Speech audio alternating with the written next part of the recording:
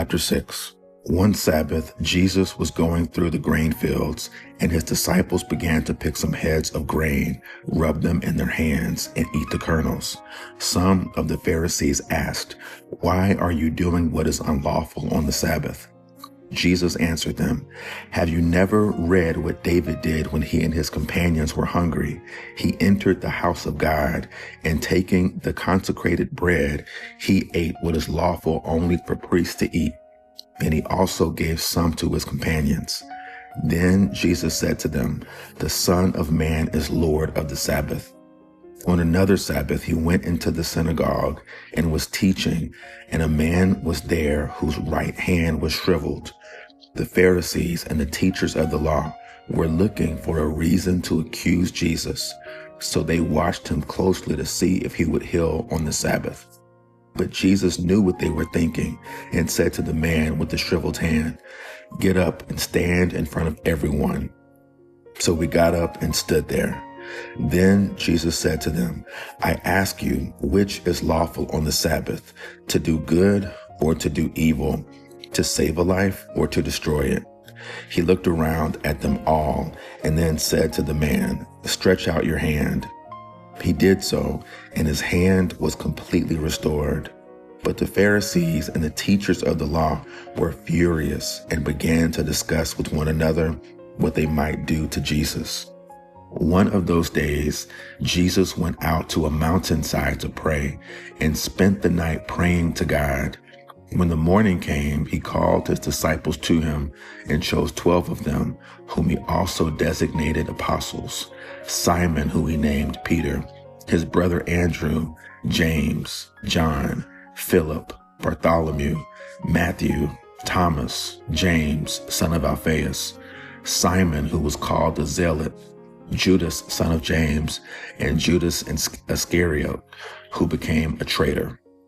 He went down with them and stood on a level place. A large crowd of his disciples was there, and a great number of people from all over Judea, from Jerusalem and from the coastal region around Tyre and Sidon, who had come to hear him to be healed of their diseases. Those troubled by impure spirits were cured, and the people all tried to touch him, because power was coming from him and healing them all. Looking at his disciples, he said, "Blessed are you who are poor, for yours is the kingdom of God. Blessed are you who hunger now, for you will be satisfied.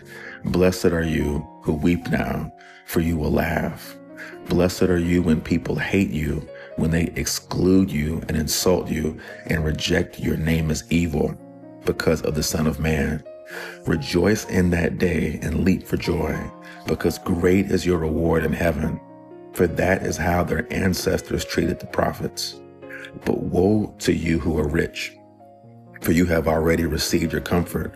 Woe to you who are well fed now, for you will go hungry. Woe to you who laugh now, for you will mourn and weep.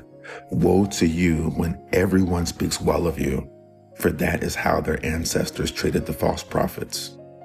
But to you who are listening, I say, love your enemies, do good to those who hate you, bless those who curse you, for those who mistreat you. If someone slaps you on one cheek, turn to them the other also. If someone takes your coat, do not withhold your shirt from them. Give to everyone who asks you, and if anyone takes what belongs to you, do not demand it back. Do to others as you would have them do to you. If you love those who love you, what credit is that to you? Even sinners love those who love them. And if you do good to those who were good to you, what credit is that to you? Even sinners do that. And if you lend to those from whom you expect repayment, what credit is that to you? Even sinners lend to sinners, expecting to be repaid in full.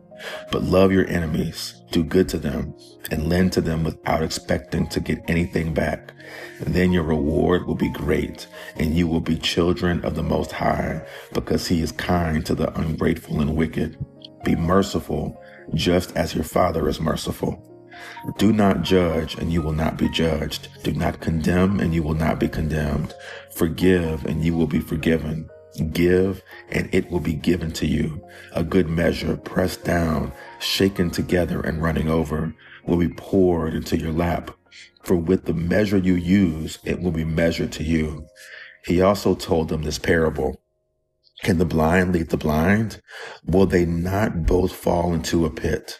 The student is not above the teacher, but everyone who is fully trained will be like their teacher. Why do you look at the speck of sawdust in your brother's eye and pay no attention to the plank in your own eye? How can you say to your brother, "Brother, let me take the speck out of your eye," when you yourself fail to see the plank in your own eye? You hypocrite, first take the plank out of your eye, and then you will see clearly to remove the speck from your brother's eye. No good tree bears bad fruit, nor does a bad tree bear good fruit. Each tree is recognized by its own fruit. People do not pick figs from thorn bushes or grapes from briars. A good man brings good things out of the good stored up in his heart, and an evil man brings evil things out of the evil stored up in his heart. For the mouth speaks what the heart is full of. Why do you call me Lord, Lord, and do not do what I say? As for everyone who comes to me and hears my words and puts them into practice, I will show you what they are like. They are like a man building a house who dug down deep and laid the foundation on rock. When a flood came, the torrent struck the house, but could not shake it because it was well built. But the one who hears my words and does not put them into practice is like a man who built a house on the ground without a foundation. The moment the torrent struck the house, it collapsed, and its destruction was complete.